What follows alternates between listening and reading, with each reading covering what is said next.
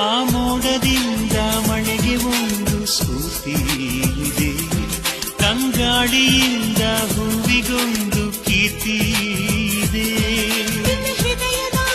ಹೃದಯದಲ್ಲಿ ಪ್ರೀತಿ ಇದೆ, ಆ ಕಥೆಗಳೆಲ್ಲ ಕಣ್ಣ ತುಂಬಿ ನೀರಾಗಿದೆ. ಇದು ಮರೆಯದ ಹಾಡು, ಮೌನಗಳೇ ಸಾಕ್ಷಿಗಳು.